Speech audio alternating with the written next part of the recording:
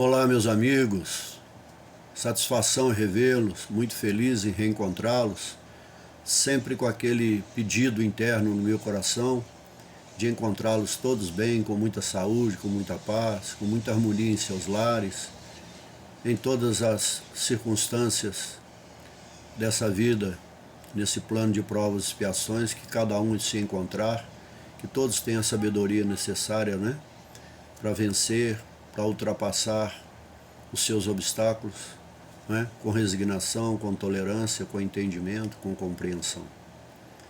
É isso, né, que o Cristo espera de nós, a doutrina espera de nós. Porque não adianta tomarmos conhecimento de tantos ensinos, tantas benesses, né, que Deus e o Cristo, a espiritualidade nos proporciona, se nós não colocarmos pelo menos, ainda que seja uma percentagem muito baixa, mas já é alguma coisa, colocar em prática esses fundamentos, né? E é nesse meio contraditório que nós vivemos, de opiniões e contrastes, sujeitos a avaliações, a críticas, a desentendimentos, né, é que a gente vai se burilando, e a gente precisa disso, porque aquele que discorda de nós, o primeiro passo é o passo da compreensão. Então hoje nós vamos, Emmanuel vai fazer então uma interpretação, como sempre, muito bela, e hoje nós vamos conversar com Pedro, na sua primeira carta, o apóstolo Pedro. Primeira carta, 1 Pedro, capítulo 2, versículo 15. E a gente tem que entender a linguagem muito limitada da época, não entender essas palavras do jeito vulgar, do jeito bruto, não tem nada. Era o contexto daquela época, não tinha os recursos linguísticos, né, de palavras mais atenuantes dessa época, e às vezes uma, duas palavras com sinônimas, elas tinham características próximas, mas que interpretavam uma série de situações, não é? Então, vamos atentar e não levar para caminhos um pouco vulgar, vamos dizer assim, né? Vamos ter a compreensão da beleza da mensagem que Pedro traz e que Emmanuel vai fazer numa linguagem bem atualizada para nós entendermos isso, né? E é muito interessante que, por mais que Emmanuel traga para a contemporaneidade as suas leituras, ele nunca deixa o contexto da época fora. Sempre tudo está ali circunscrito e feito uma leitura respeitando as questões da época. Ok? Então, lá em Pedro, na 1 Pedro 2,15, diz assim: porque assim é a vontade de Deus, que, fazendo o bem, essa é a síntese do capítulo, tapeis a boca à ignorância dos homens loucos. Na tradução do Peregrino que eu uso, diz assim: tal é a vontade de Deus, que, fazendo o bem, tapeis a boca dos insensatos e ignorantes. Insensatos ou loucos são aqueles que estão agindo de forma desequilibrada, não contribuem para o bom convívio da comunidade, da eclesia, né? A comunidade daquela época, não é? Onde nós tínhamos convertidos de todos os matizes, de todas as culturas, de todas as condições sociais, econômicas, né? Com contextos históricos diferentes, mas que estavam iniciando um processo de convivência. E insensatos, não é? Ignorantes é no sentido de desconhecer o próprio caminho. Porque no versículo 1, Pedro diz assim: queridos, olha a gentileza, né? A forma terna de Pedro se dirigir às pessoas, né? Queridos, eu vos exorto, ou seja, eu vos faço uma advertência, como a hóspedes e forasteiros, a vos absterdes dos desejos sensuais que fazem guerra ao espírito.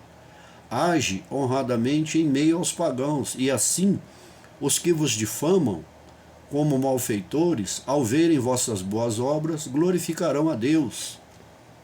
Entenderam?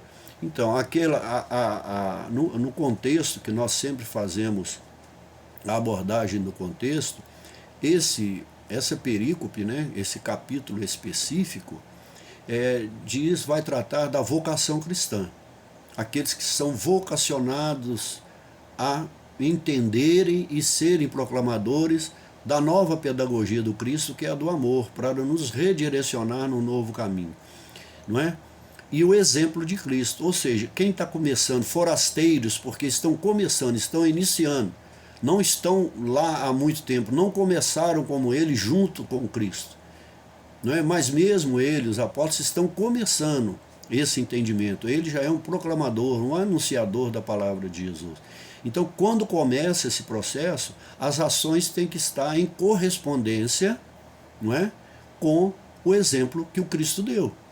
Quer dizer, se eles ainda não entendem as lições, a profundidade do ensino do Cristo, que eles pelo menos possam agir em exemplo.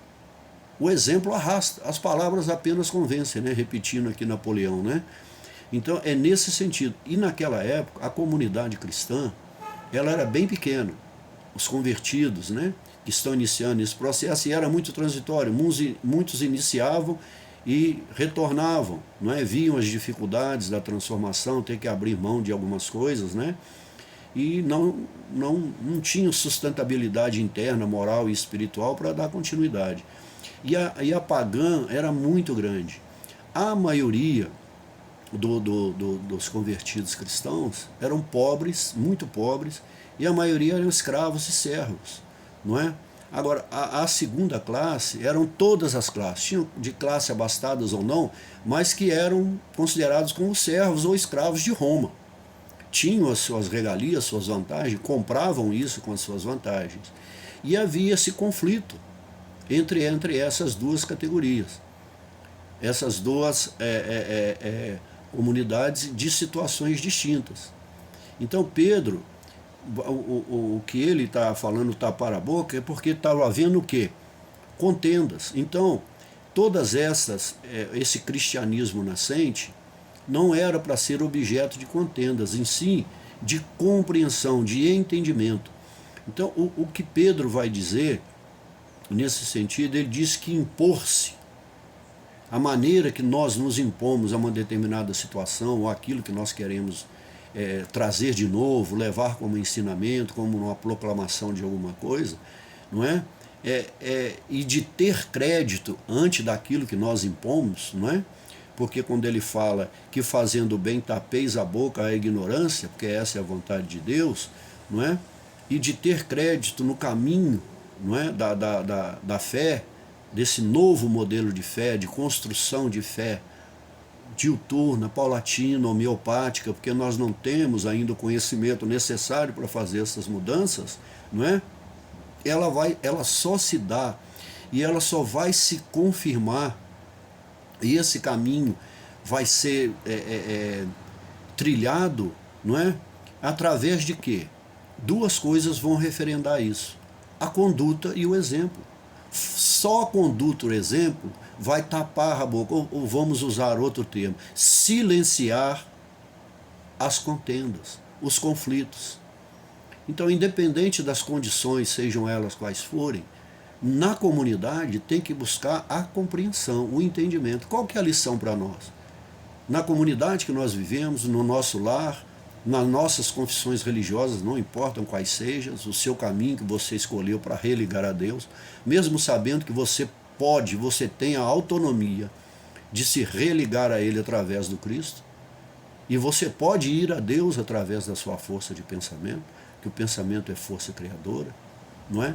Então nós podemos estabelecer, mas no trabalho, em tudo que nós vivemos, evitar as contendas. É isso que vai caracterizar cada um, vai diferenciar o insensato do sensato, do equilibrado do desequilibrado. Aqui, contemporaneamente, não vamos usar esse termo louco, essas são, não é? Recursos linguísticos daquela época. Agora nós podemos transmutar isso e usar, não é? Palavras mais sensatas também, não é? Então, Emmanuel vai dar o título aqui, e isso aqui já é uma síntese. Não adianta nós adquirirmos conhecimento, seja ele teológico, filosófico, econômico, social, histórico, nada. nada se concretiza como transformação individual e coletiva, senão pela conduta e o exemplo. Para Deus é isso. Não é a religião. A religião é um instrumento, é uma ferramenta que nós buscamos de auxílio para trilharmos esse caminho. Mas é individual e coletivamente, essa representatividade se dará pela conduta e pelo exemplo, né? Então, o título que Emmanuel dá é Prática do Bem. Essa é a síntese da nossa mudança, da nossa transformação. Então, inicia Emmanuel a sua leitura, né? À medida que o espírito avulta, ou seja, cresce, né, em conhecimento, mais compreende o valor do tempo e das oportunidades que a vida maior lhe proporciona, reconhecendo, por fim, a imprudência de gastar os recursos preciosos em discussões estéreis e caprichosas. Isso aqui é de fundamental importância. Por quê? À medida que nós avultamos, que nós crescemos, que nós progredimos em conhecimento, e vamos também corroborando isso em conduta e em exemplos, né? É inevitável, meus amigos, é imprescindível, mas é, acima de tudo, inevitável nós conhecer, isso é fundamental. Porque o intelecto, aquilo que eu adquiro, né, de conhecimento intelectual, é o que eu tenho. Agora, o moral é o que eu sou. E o que eu sou só vai se elevar na mesma proporção do conhecimento intelectual, só é comprovado via conduta e exemplo. Então, é inevitável, é imprescindível que nós temos que conhecer. Mas é mais ainda necessário e fundamental conhecer-se. Ter a capacidade de me avaliar ante esses conhecimentos que eu estou adquirindo. O que eu estou fazendo? De que forma que eu estou utilizando isso? Eu estou partilhando isso? Eu estou transmitindo isso? Eu estou doando, partilhando pela via do intelecto e pela via do exemplo? Eu estou construindo ou eu estou destruindo? Porque a contenda, ela desfaz. Ela tira, não existe um alicerce contínuo e permanente pela via da contenda, não é? Então, quanto mais compreende, não é? Porque é uma consequência normal, é a consequência do conhecer e do conhecer-se, não é? Então, eu vou obter o que? Mais compreensão do meu entorno. Não adianta eu ter a compreensão do todo, porque nós somos limitados.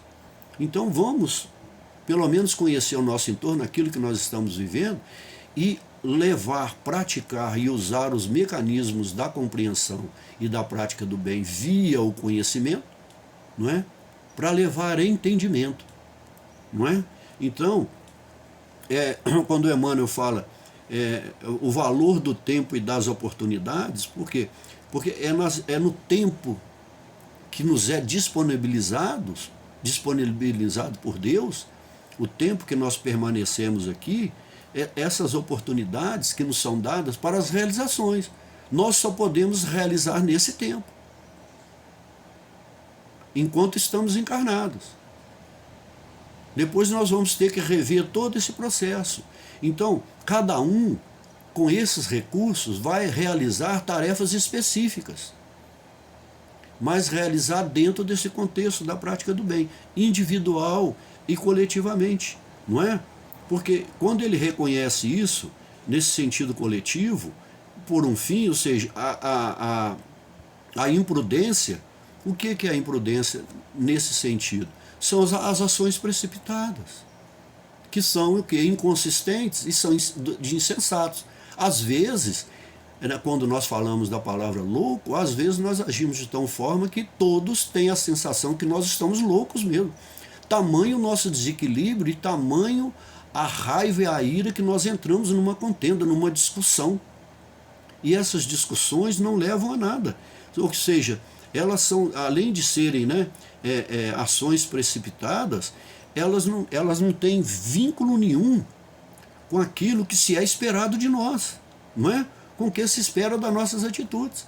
As pessoas veem em nós um determinado conhecimento, um percentual de conhecimento, mas no exemplo vê coisa diferente, não é? Então, aquilo que espera de nós, quando fala gastar os recursos, prodigalizar, jogar palavras ao vento, que não tem significado, que não edifica, não constrói, porque elas estão plenamente esvaziadas de sentidos, não é? Elas são o quê? Porque estéreis, porque elas são inconclusivas, são vazias, não tem nem da maneira simbólica ou verbal, você atribuir um significado àquilo. Está totalmente esvaziado. Ou seja, essa ira, essa contenda, o que ela vai fazer? Ela vai potencializar o contrário, a incompreensão, o desentendimento, o desequilíbrio. Aí de determinados indivíduos, aquilo vai se somar a toda a coletividade e todo o edifício cristão que está começando desaba, não é? Então é bem simples o que Emmanuel coloca, mas nós não gostamos das explicações simples, nós queremos buscar sempre as sofisticadas, as intelectualizadas, né? Então, vamos continuar a leitura de Emmanuel. O apóstolo Pedro recomenda seja lembrado que é da vontade de Deus, se faça o bem, não pode ser diferente, não é? Impondo silêncio, olha, à ignorância e à loucura dos homens. Ou seja, se agirmos dessa forma, como comentamos no parágrafo anterior, é uma consequência lógica. Os desequilibrados, vendo o equilíbrio alheio, a sensatez, não é? A forma equilibrada, não é? Prudente, aquelas pessoas que nós sempre admiramos, que têm uma palavra sensata, que nos convida a sentar, a equilibrar, que nos aconselha, e aquilo vai crescendo na comunidade, aqueles que ainda permanecem conflitantes, eles vão silenciar, pela via do exemplo. Então, é uma consequência lógica, e isso é um determinismo. O mal, tanto verbal como nas ações, isso é inevitável. Um dia, quiçá ele não demore, né? Isso depende apenas de nós, o mal irá se calar ante a prática do bem. Não tem como. Porque vai diminuindo, ele vai diminuindo as suas legiões, como dizem algumas passagens do Evangelho e Bíblia, suas legiões vão perdendo os seus componentes, né, aqueles que aderem a essa proposta da prática do mal, vai perdendo até que fica uma minoria, e essa minoria inevitavelmente vai olhar para si mesmo. E quando ele olhar e ver aqueles que decidiram pela prática do bem, da conduta responsável e coerente, eles vão dizer para si mesmo: opa, peraí, eles estão do lado de lá e estão felizes. E nós estamos insistindo na prática do mal, só olhando para eles e não olhamos para nós mesmos. Aí esse redicionamento que o Cristo fez, vai atuar fortemente em nós e nós vamos seguir à frente, né? Então, a prática do bem, ela vai ser predominante, não é? O que vai acontecer? O bem vai se emancipar de uma maneira coletiva do mal, e o mal vai se isolar, porque o mal não é uma criação divina. São ações humanas e pensamentos humanos e formas de verbalizar humana que criou o mal. Estabeleceu uma situação, uma convivência negativa, maligna entre nós.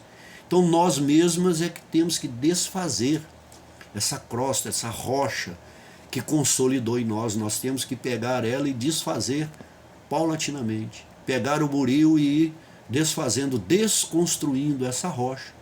Ela então irá se dissolver pela prática do bem. É o único antídoto, né?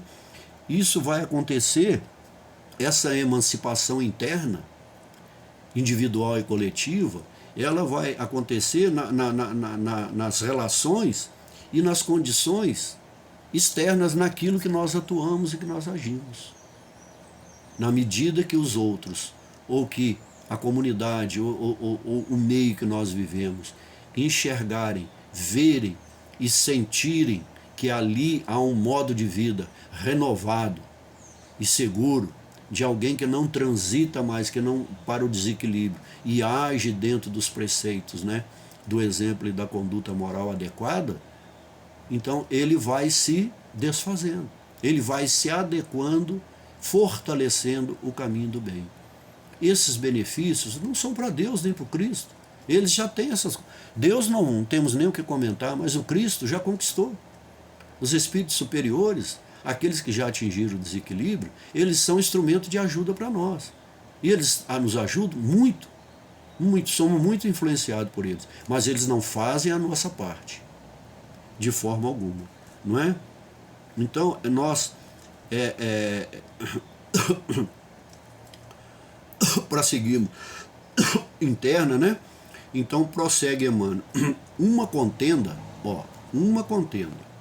pode perdurar por muitos anos com graves desastres para as forças em litígio. Pode ser individual. Eu posso ter pela via do pensamento uma contenda, uma adversidade, que eu estou há anos com uma determinada pessoa, com um determinado espírito que até já desencarnou.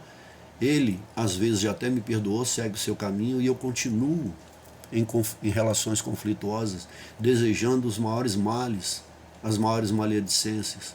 E assim, individual e coletivamente, nações umas com as outras, povos uns com os outros, religiões umas com as outras, e esse ódio vai se solidificando, não é? Então pode durar, olha como diz Emmanuel, com graves desastres, pode perdurar por muitos anos, com graves desastres, para as forças em litígio.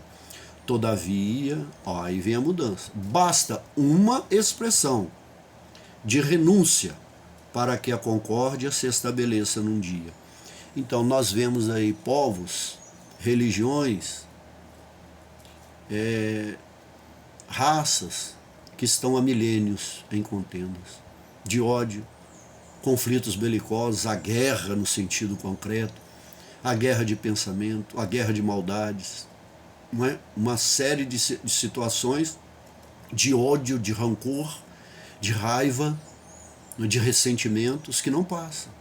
Encarna, desencarna, muda a geração, no sentido coletivo, como falou, muda as gerações, mas o ódio que ficou incrustado no pretérito perdura, porque aqueles que reencarnam dão continuidade a esse ódio, não é?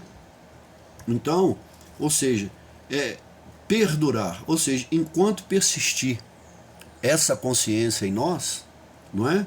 Essa consciência, que consciência é essa? Que Pedro estava dizendo, é uma consciência cristã incompatível com o Cristo, porque não é isso que ele pediu, não é isso que ele ensinou, não é isso que ele trouxe. Com a pedagogia, qual era a sua pedagogia? A do amor fraterno. A fraternidade está em tudo há fraternidade, é uma engrenagem perfeita. A fraternidade é a harmonização de todos nós nos propósitos do bem, da prática do bem, não é? Porque a fraternidade é Cristo dizendo que nós somos irmãos uns dos outros, e Ele é o nosso primogênito. Por quê? É aquele que já adquiriu mais conhecimento, é aquele que é o nosso guia, que tem a governadoria, a tutela de nos reorientar pelo caminho. Ou seja, é o irmão que se abnegado, que, como diz no termo, renunciou à sua condição, como diz Paulo na carta aos Efésios, né, para nos reeducar, para chegarmos aonde? Aonde ele está. Mas nós temos que fazer essa mudança, essa transformação. Então, renunciar, no caso dele, ele abriu mão, renunciou da sua condição para nos ajudar. Agora nós, o que nós temos que renunciar? É abrir mão de tudo que é incoerente e inconsistente com a prática do bem. Tudo que é contrário com a prática do bem. É esse movimento que nós temos que fazer. E ele, a espiritualidade superior, os benfeitores do plano espiritual, nos ajudam. Muitos, há milhões e milhões e milhões, não fizeram, ainda não atingiram a plenitude, né, que o Cristo já atingiu, mas estão no caminho, não entram mais em contendas, porque vê que isso é esvaziado de sentido, não tem significado, não tem razão de ser, não é? Então, é incoerente, e quando fala aqui da concórdia, na forma que nós temos que agir, é abrir mão, se começarmos, ainda não tivermos o conhecimento, mas praticarmos relativamente, de forma satisfatória, e iniciarmos já a prática do bem e da compreensão, nós vamos caminhar mais solidificados nesse caminho. Então, continua Emmanuel, no serviço divino, olha, porque a prática do bem, ela tem que estar, né, literalmente, não é, na trilha, no patamar do caminho divino, não é? Então, no serviço divino, eu acho interessante, eu acho brilhante, é aconselhável. Quer dizer, está nos aconselhando, não está nos impondo, nos dizendo que nós temos realmente que fazer. Mas é uma escolha nossa. É aconselhável não disputar, a não ser quando o esclarecimento e energia traduzam caridade. Isso aqui é de fundamental importância para a compreensão do texto. No caminho, nesse caminho, a prática do bem é a bússola do ensino. Olha que magnífico que Emmanuel nos coloca. Então, o que a gente pode, no meu humilde entendimento, né, que a gente passa um para o outro, esse serviço divino, meus amigos, não é a mera genuflexão que nós sempre falamos, né? A genuflexão da tirania e dos argumentos de autoridade. Nada contra nós nos ajoelharmos, ou seja, estarmos numa situação de genuflexão, ajoelhados, rogando a Deus, nos elevando a Deus, não importa se é na nossa casa, num templo, não importa. Mas aquilo que é imposto, no sentido de subserviência, então quando Pedro fala a questão do servo, do pagão, independente da sua condição, seja ela qual for, e estar nesse estado em relação a Deus, daquilo que é divino, daquilo que é sublime, daquilo que realmente vai nos elevar, você não é submisso a ninguém, você não é servo de ninguém. Você serve a si mesmo quando pratica o bem e entra em conexão com Deus. Essa é a questão. O problema é que nós achamos que estamos no estado de servidão. Estamos quando esses estados, essas confissões religiosas nos impõem, nos condicionam, nos alienam. Como que elas nos alienam também? Nos ameaçando com os argumentos de autoridade, com os dogmas, dizendo que vai acontecer situações A, B, C, D, X, Y, com ameaças veladas, trazendo ideias que desconstroem esse caminho sólido que nós temos que fazer na direção do Pai. Então, pratica o bem. Esse é o fundamento, esse é o alicerce, esse é o que é construir sobre a rocha. Não é esses argumentos de autoridade das ortodoxias, daqueles que se dizem portadores da verdade. E muitos desses pseudos portadores da verdade ainda nem iniciaram o caminho. Estão discutindo tanto as suas verdades uns com os outros que esqueceram de caminhar, não é? Então, essas ortodoxias, o que elas fazem? Elas cerceiam tanto a liberdade, a tirania também política, econômica, social, ela não só cerceiam a liberdade do homem enquanto encarnado, como do espírito. O espírito é o maior prejudicado, porque ele não caminha. Ele não caminha. A liberdade qual? A externa. Mas se o espírito tiver um entendimento dentro dele, e apesar desses percalços, desses obstáculos, ele trilhar o seu caminho, ele pode ser servo e escravo apenas no sentido físico. No mental, no espiritual, na sua interioridade, ele jamais será escravo. Porque se aquele contexto não vai mudar, nós podemos nos mudar. Porque quem ia mudar aquele contexto de Roma? Quem que ia enfrentar o Império Romano e mudar? Então, era inevitável, não tinha condições. Então, mas que Pedro está dizendo, para seguir a trilha e a orientação do Cristo, basta eu mudar internamente. Está em plena compatibilidade com os ensinos que o Cristo trouxe, né? Então, essa liberdade é o quê? A verdadeira liberdade é servir os propósitos de Deus, como ele disse bem aqui, no serviço divino. É trabalhar nesse contexto de entendimento, de compreensão. Já podemos iniciar com grandes propósitos? Não, mas temos que começar de alguma forma.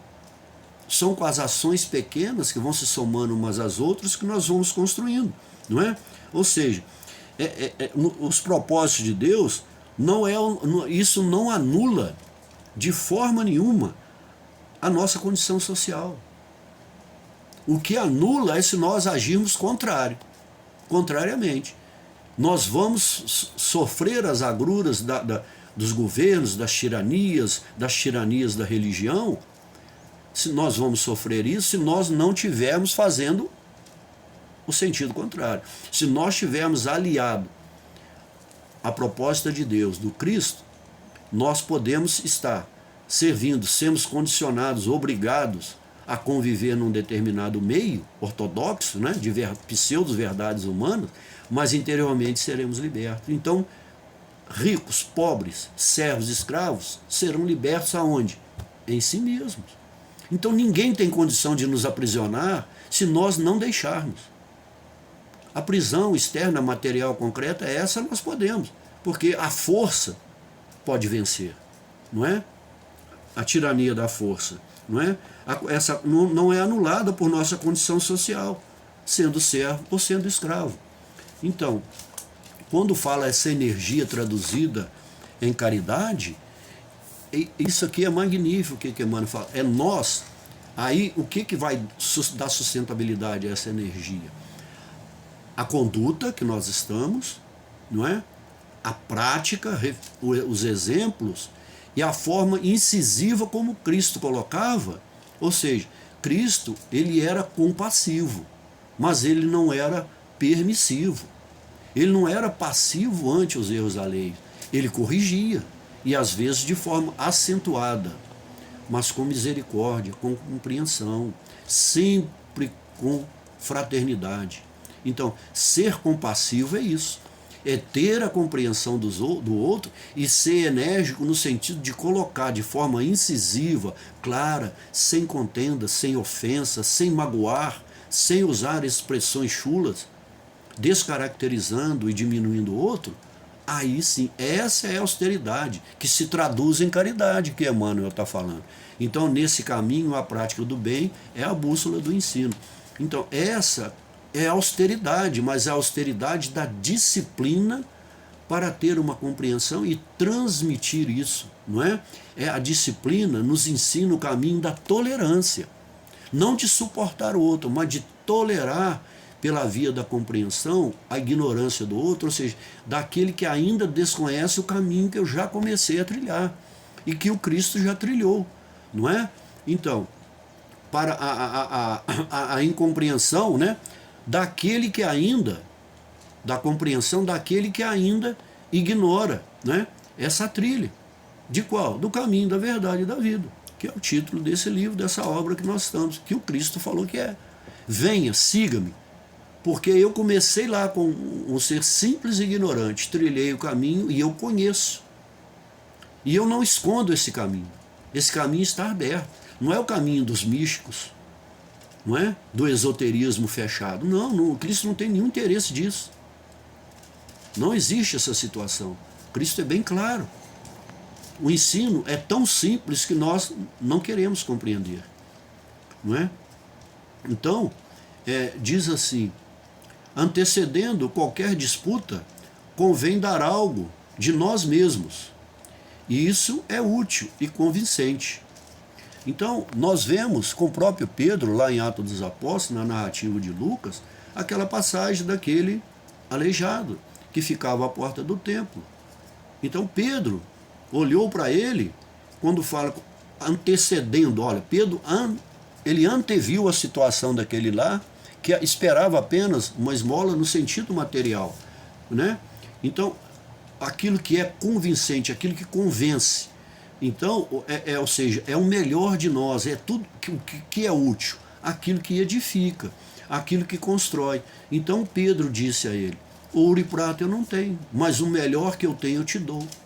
Reerga-te e anda-te. Siga o teu caminho. Agora, se ele voltar a andar, seguir o caminho apenas pelos passos, não é? do nosso caminhar, desse sentido, de trilhar, de caminhar apenas no plano material, ele também vai ficar esvaziado de sentido. Ele não vai trilhar o caminho do espiritual. Se ele, ao voltar, porque quando se fazia isso, quando Cristo fazia, como Pedro fez, reinseria aquela pessoa, ela era reinserida como cidadão, como um homem. Ele voltava a ter o mesmo valor naquela sociedade excludente. Então era nesse sentido. Então ele seria reerguido e reintegrado, né, como homem na sua jornada. Então, aí é o seguinte, ele terá que caminhar, como todos nós. Quando nós somos curados de uma doença, de uma enfermidade, seja ela qual for, física, psíquica, emocional, ao obtermos esse benefício de sermos curados, não é? Pela medicação humana, pela orientação psicológica, emocional, por tudo, e também quando a espiritualidade ajuda e nos traz esse benefício de determinadas curas, nós temos que seguir o caminho, não pode parar a partir daí, esperando que tudo que acontecer comigo, porque uma hora nem o corpo vai ter mais sustentabilidade, nem a espiritualidade vai perder o seu tempo conosco. Porque às vezes refaz a nossa condição energética através do magnetismo e nós voltamos aos mesmos erros. Aí é permanecer em contendas com quem? Eu e o mundo, e aquilo que o mundo quer de mim, o mundo material, não é? Então, prossegue Emmanuel. Convocado a discutir, Jesus imolou-se. Por se haver transformado, ele próprio em divina luz, dominou-nos, a treva da ignorância humana. Isso também é simplesmente magnífico o que Emmanuel fala. Por que ele se imolou? Por um propósito. Ele tinha um propósito maior. Qual era? A causa de Deus, o serviço divino, como foi falado antes lá, não é? A causa que não tinha nenhuma dúvida. Por isso que ele não entrou em contenda com ninguém, nem com Pilatos, nem com os fariseus, nem com ninguém, diante dos maiores absurdos, das maiores maledicências, das maiores mentiras, calúnias. Por que ele iria entrar em contenda? Seria discutir um vazio. Porque seria discutir, veja bem, a misericórdia dele é tão grande, a bondade, o amor dele é tão grande, que ele transborda. Por quê? Você acha que ele tinha Pilatos, Herodes, os fariseus como inimigos? Não, ele tinha compreensão da nossa ignorância e desequilíbrio, para não usar a palavra loucura. Ele tinha compreensão, crianças espirituais, insensatas, imprudentes, não é? Irresponsáveis ainda no seu caminho, na sua direção a seguir. Então, nós, para entendermos bem esse propósito, além dele não ter nenhuma dúvida, essa luz que ele traz, não é? Ela não só esclarece internamente, nos potencializa o nosso grau de compreensão, né? Como clarifica o quê? Onde estão as trevas? Que nós não enxergamos esse caminho. Ele clarificou as consciências, mas cada um absorveu essa luz conforme o seu poder, conforme a sua vontade, conforme o seu desejo. Essa luz do Cristo, ela está, mas eu tenho que trazê-la para dentro. Trazendo, me esclarecendo, me iluminando, comprovar isso pela via da prática do bem. De outra forma, não tem como, não é? Então, clarificando isso, porque ela está velada por contendas da onde? Das pseudo-verdades humanas, das teorias, dos embates. As teorias dos embates é construtivo? Quando tem uma finalidade do bem. Assim a ciência desenvolveu, a filosofia desenvolveu, a economia, as pedagogias, todos os ramos do conhecimento. Foi através de embate, mas embates pela via do argumento e não pela imposição dogmática humana. É bem diferente. Então, segue Emmanuel essa colocação, então, não parlamentou, não é? Não parlamentou conosco. Já fiz o comentário aqui, até antecipei, né? Ao invés disso, converteu-nos, não é? Não reclamou compreensão, em momento algum. Quem já leu o Evangelho, lê a história, né? Entendeu a nossa loucura, o nosso desequilíbrio. Localizou-nos a cegueira, lá no nosso íntimo, no melhor de nós, e amparou-nos ainda mais.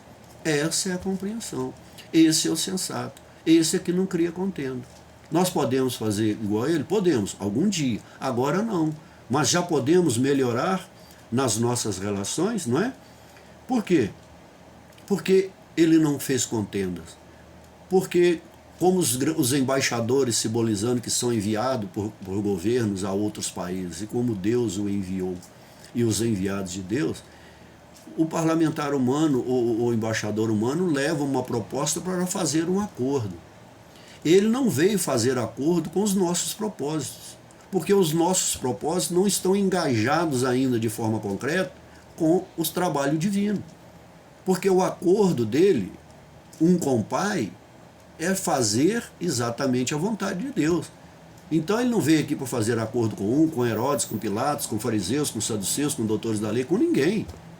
Ele veio trazer a vontade de Deus expressa no que está relatado no Evangelho, nos ensinamentos que estão lá, não é? Ele não veio fazer negociações, ele não veio cumprir a vontade, né? Ele veio apenas cumprir a vontade de Deus e não de um ser igual a ele, que poderia então, como se houvesse um outro Cristo com ele, os dois estariam no mesmo pensamento. Agora, se alguém do patamar do Cristo resolvesse negociar com o humano, quais os argumentos nós teríamos para refutar os argumentos dele? Será que nós temos condições? Há alguém aqui com isso? Não tem. E principalmente, quando ele veio fazer a vontade de Deus, é sem parcialidades. É só nós vermos as negociações humanas nos parlamentos. Há total imparcialidade lá. O espírito da justiça permanece lá. São aquilo que nós temos que perguntar. Ele fez uma convergência em nós, converteu-nos, ele fez uma convergência, um redirecionamento para voltarmos o caminho, uma volta de 180 graus para nos redirecionar, não é? no caminho de Deus, para uma mesma direção. Qual a direção? A que ele seguiu. Não é para caminho diferente do dele, é exatamente para o que ele fez. Ou seja, com a sua, essa convergência, porque ele não reclamou porque nós não estávamos preparados. Então ele não reclamou nada de nós, ele não exigiu. Ele colocou como uma oferta, não é? Então ele localizou-nos, ou seja, com a sua misericórdia, com o seu entendimento, com a sua compreensão, ele localizou a nossa cegueira. Aonde? Em nós mesmos. Então, quando fala que ele continuou nos amparando, ele continuou nos salvaguardando, né? De quem? De nós mesmos, dos nossos erros e das nossas inconsistências. É num caminho no caminho da prática do bem que a gente vai solidificar, dá um caráter permanente, mas é com paciência, com perseverança, não é? Então, ele continuou fazendo o quê? Sustentando-nos para isso. Nas quedas. Nas quedas, ele nos reergue, atuando em nós, nos inspirando, nos intuindo, nos fortalecendo, para que nós olhemos para nós mesmos e venhamos a nos reerguer, suprindo de quê? Do necessário. Daquilo que é necessário para a nossa condição, para a nossa compreensão, né? Para a nossa jornada enquanto seres mortais. Porque quando atingimos a imortalidade, a condição eterna de ser ressurreto, é a mesma que ele está. Então nós não vamos transitar mais, não vamos ser mais seres errantes, porque atingimos a pureza. Fizemos todo o processo, né, da nossa jornada, trilhamos ele, fizemos todo o expurgo de contendas, tudo aquilo que é vinculado ao plano material, não é? Então, a lição brilhante que fica disso aqui, para nós termos esse entendimento, né, é que qual o fundamento para se religar, para nos religarmos a Deus, para o caminho de Deus? Às vezes, olha, é tão simples. Qual o título da... Praticar o bem. Só isso. Praticar o bem. Fazer ao outro aquilo que eu gostaria que ele me fizesse. Isso encerra a lei e os profetas. As contendas acabariam. Não é? Muito simples, mas a gente não acredita. A gente quer o sofisticado. Não é? A gente quer as teses, não é? De doutores, de doutorados. Não é? Então, há uma frase de Bezerra de Menezes que ela é magnífica. E para encerrarmos, né, agradecendo a paciência de vocês, eu deixo ela como reflexão para todos nós, principalmente para mim. Insista na prática do bem. Você não terá outro céu que não seja a sua consciência tranquila. Então, todos nós podemos e devemos ter as nossas confissões religiosas, nossas doutrinas. Mas será que todos que têm a sua confissão religiosa, a sua doutrina, que não praticam o mínimo do bem e que está em contenda, está feliz? Está tranquilo? Está sereno? Sente o bem-estar em sua vida? Está plenamente feliz ou está insatisfeito? É uma pergunta que nós temos que fazer, não é? Então a consciência tranquila é aquela quando nós sabemos, eu ainda não tenho a condição de praticar o bem como Cristo praticou e como muitos que estão à minha frente a nível espiritual já praticaram. Mas começar é o caminho.